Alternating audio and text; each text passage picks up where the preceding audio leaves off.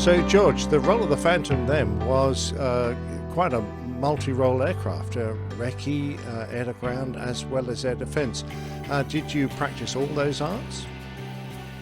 No, not really, Nick. Air defence only to a certain degree. I would say more emphasis on air to ground, and of course reconnaissance never really featured at all, frankly.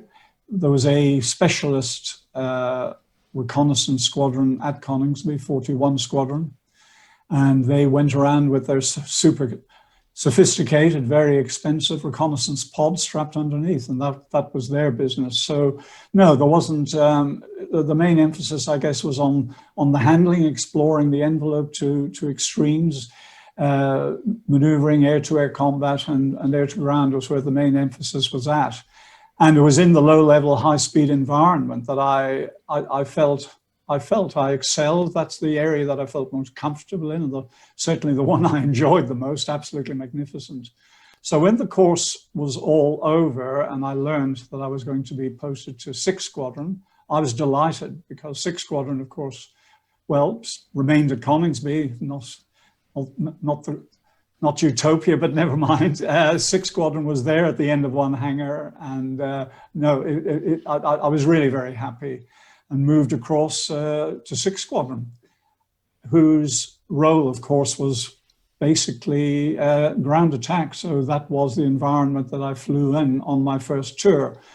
But more than that, and this is where it got really interesting and again, extremely challenging for a first tourist, which of course I was.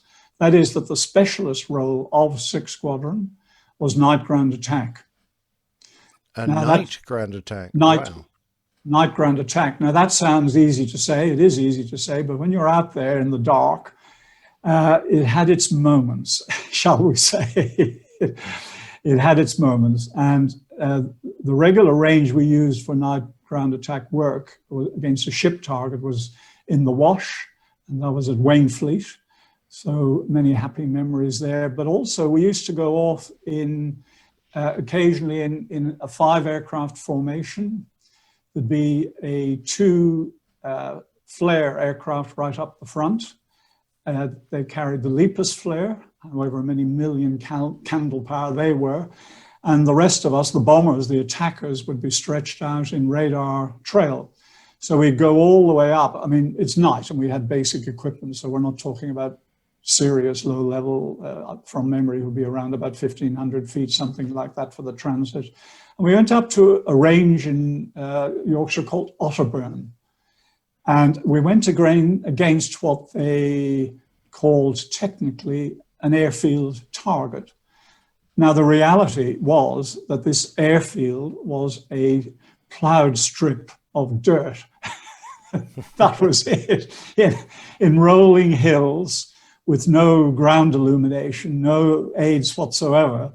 And the flare ship would all run in from the sea. The flare ship would pull up, release the Lepus flare, which would come down under its own parachute and give this big circle of light. And then we bombers would come along in behind, offset, pull up, tip in, and start trying to visually acquire this ploughed strip, which was very, very hard, crazy looking back. But anyway, yeah, we had some interesting moments. Another one was out on the sea range in Derby in the Irish Sea.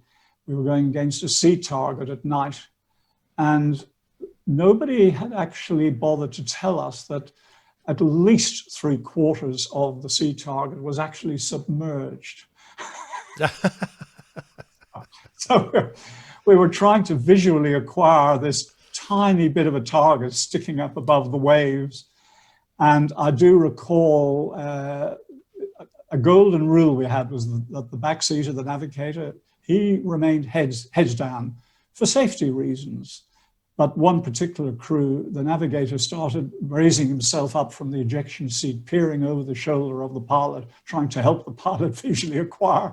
And then when he glanced back in and saw, recover, the altimeter was somewhat below where you would want ideally, and the aircraft got overstressed. But anyway, yeah, some exciting moments. Night ground attack for a first tourist was just amazing, absolutely. I bet. Now, your gliding had been put on hold for a while, but despite that, it seems you're able to make considerable progress in competition flying in the Four Counties Club, am I right, at Spittlegate?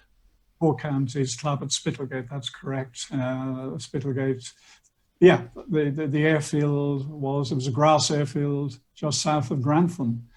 And they had a pretty reasonable club fleet, so nearly all my weekends were spent over there. Had a caravan, and Maren and our little daughter at that stage all came along, introduced to the world of gliding and everything that goes with it. So I carried on with cross-country flying and, yes, competition work. And I do recall a wonderful flight I had, which was at least for that time, I actually set a UK record. It was a 520 kilometer out and return from Spittlegate down to Yeovil and back in a standard Labelle, which was one of the first of a trio of fiberglass gliders, which meant quite a performance leap from the old wood and doped fabric machines, that's for sure.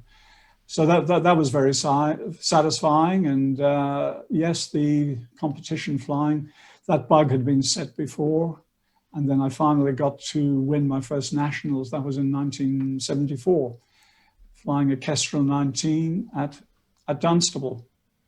So that set, I was now moving on, and I guess my name was beginning to seriously get noticed.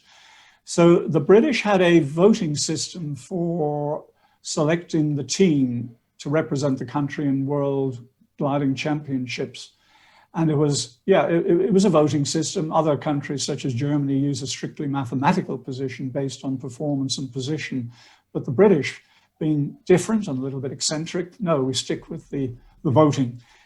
Never mind the bribery and corruption possibility. I joke. So I got selected for the pre-Worlds, which was to be in Finland the following year, 1975.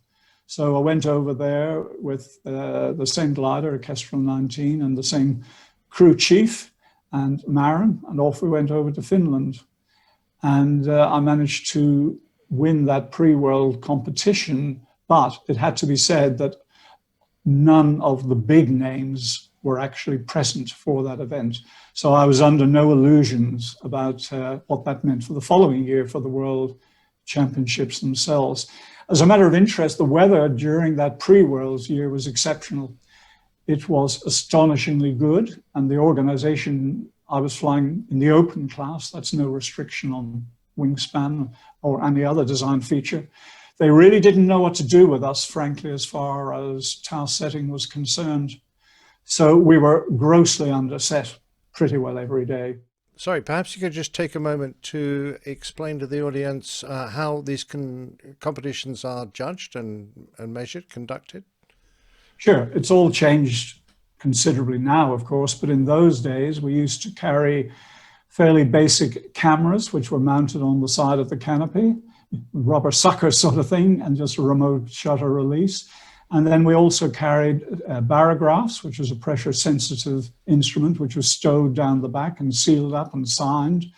And it measured pressure, and the needle just tracked the whole progress of the flight in the vertical sense on a smoked aluminium foil. So that was the extent of our technology. And then we would be set either an out and return or a triangular course, or occasionally a goal race. So you'd be landing at your destination airfield. And for the triangle, you were set a certain photographic zone extending backwards out from the turning point itself. So you had to position the glider within that photographic zone at the back, lower the wingtip towards the turning point itself, which would be a physical feature like a bridge or a railway junction or something like that. Take your photo and then level the wings and rush off down the next leg. So you needed to minimize the penetration of that photographic zone clearly, because the further you go in there, you're just adding extra distance on, which is not helping you at all, because it's not, the task distance is the task distance, if you will. And then you chose your own start time, so people would be starting at different times. So just because you got back first didn't mean that you had won the day, not under those rules. So average speed was calculated through the good old computer. And the winner, if it wasn't a devalued day because we didn't fly long enough, hours-wise, was 1,000 points. And everybody would be graduated down from that accordingly, according to the relative speeds. And at the end of the competition, whoever had the greatest number of points was declared the winner. And the World Championships would be scheduled over 2 weeks. And if you're in a country like Australia or America, where good weather is quite likely through much of the competition, you could end up with 11 or 12 hard competition days. So there was a physical challenge. You needed to be fit and you needed to pace yourself very much. It certainly sounds like quite a trial, maintaining that level of skill over several days and continually performing enough to stay in contention. Yes, the concentration is the one particularly. Certain nations had a philosophy, like, for example, the French, when we had the World Championships in France, which was the following one after Finland.